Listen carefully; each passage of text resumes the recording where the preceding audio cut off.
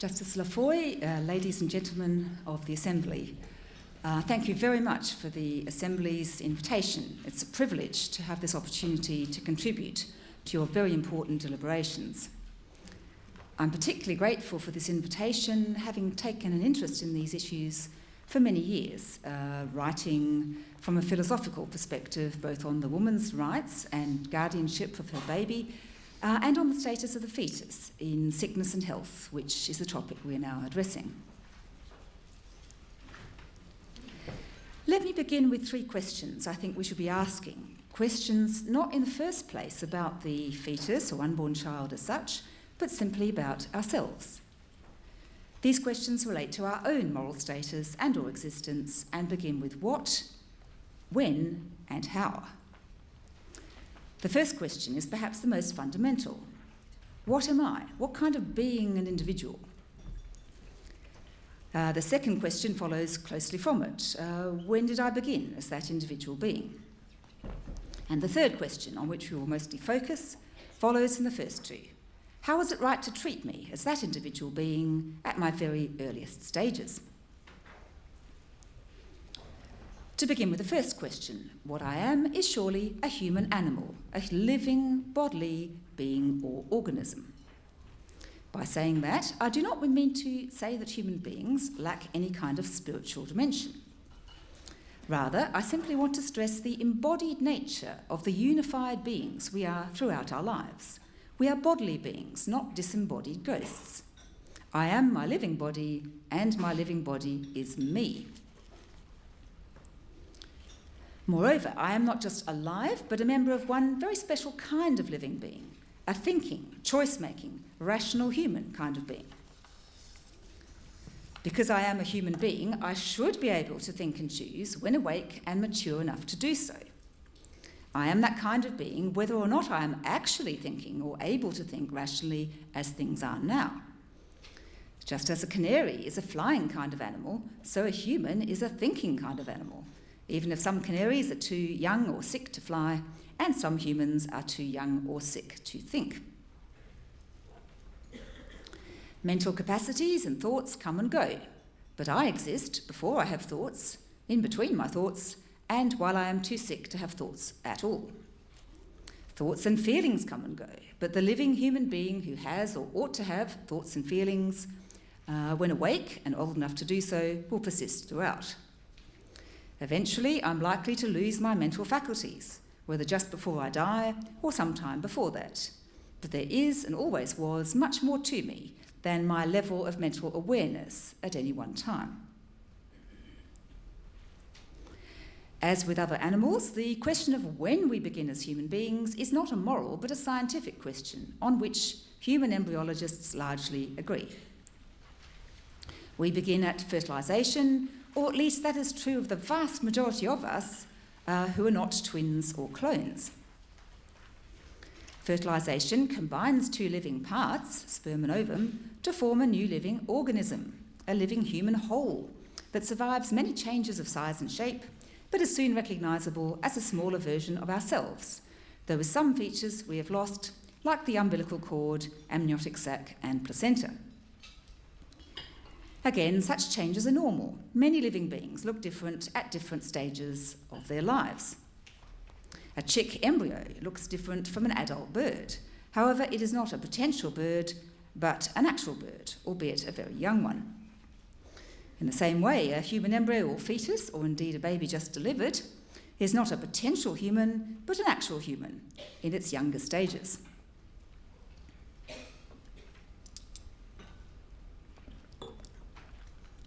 Now for the third and crucial question. If I'm a human being or human animal, including in my prenatal stages, how should I have been treated in those earlier stages of my existence? The answer to that question depends on what I am, a special, rational, human kind of being, and also on what is good for that kind of being, my interests or what I have a stake in. You sometimes hear it said that in order to have interests, people need to understand what they have an interest in. However, this is untrue.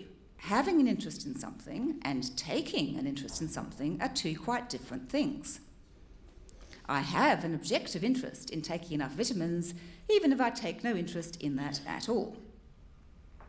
And of course, if I am a newborn baby, there is almost nothing in which I take an interest, though I have many interests in my survival and well-being, which those around me should respect. If I was once a newborn, and before that a fetus, I already had a stake in my own future.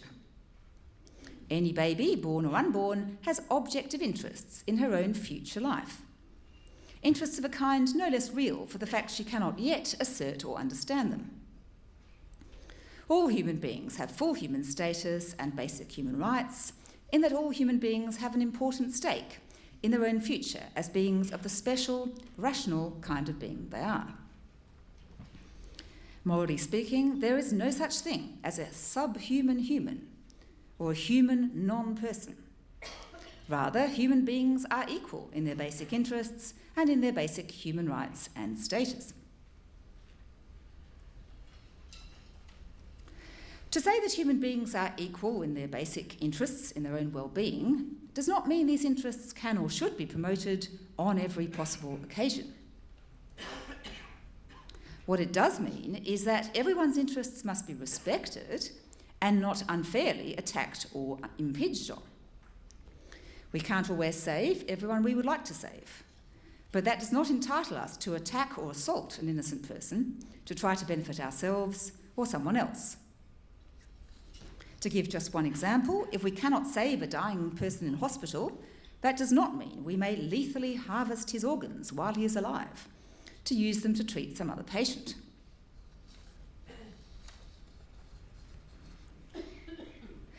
Does the status of the fetus change if it has a serious disabling condition, perhaps even a life-limiting condition?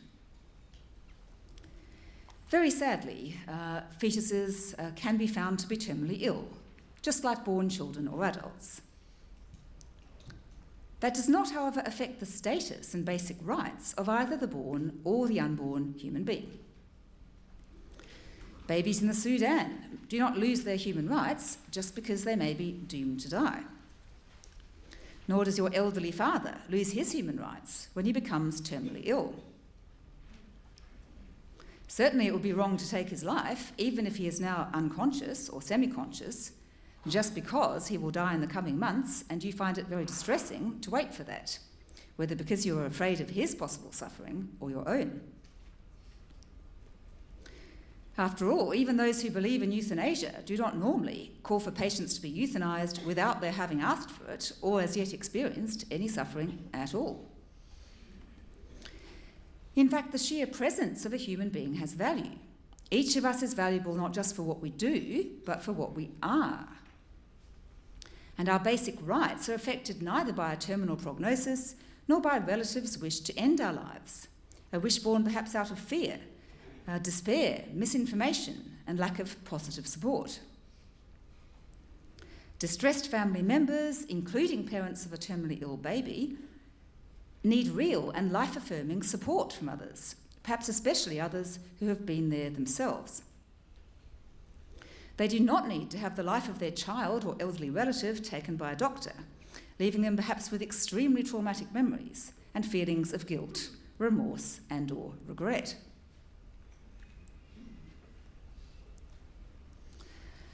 One striking aspect of abortion for disability, including life-limiting conditions, is the extent to which it is admitted, not just by the parents, but by the medical team, that the fetus is a child. The fetus is, at any rate, a child for the purpose of being grieved for, hence the taking of photos, footprints, etc., by those who do the abortion, even if somehow not a child for the purpose of being protected from the abortion. Unsurprisingly, such abortions can be a shattering experience for the woman, while research suggests that those who continue their pregnancies tend to do better, especially with perinatal hospice support, than those who have abortions. Quite apart from the fact that we should surely not be taking innocent lives to try to benefit family members, we need to ask if there is any evidence whatever that abortion for fetal anomaly or even life-limiting anomaly is actually beneficial to women's health. We can and do treasure the last moments of those we know will not be with us for very long. Many of you will have had the experience of having an older relative die with you at home or in a hospice, which can be a very peaceful experience for the family, even if still a deeply sad one. The same is true of giving birth to a terminally ill baby. Support organisations such as One Day More and Every Life Counts have many beautiful stories from parents in this situation, as does the book Gift of Time on perinatal hospice care, which I would strongly recommend. Clearly, human beings are different in very many ways. We're not all equally capable, flourishing, or fortunate. That said, we are morally equal in all being members of the human family, with a stake in our own future as the special, rational kind of being we are. I am not and never was a thing or something owned by someone else. Neither age, size, location, or level of development makes anyone a moral sub-person. The fetus or embryo was me. This is where I began, and I was always morally important. If we are serious about human equality and about our bodily nature as the kind of being we are, we will take seriously the rights of all our fellow humans, able-bodied or disabled, healthy or terminally ill, young or old, in or outside the womb. Thank you.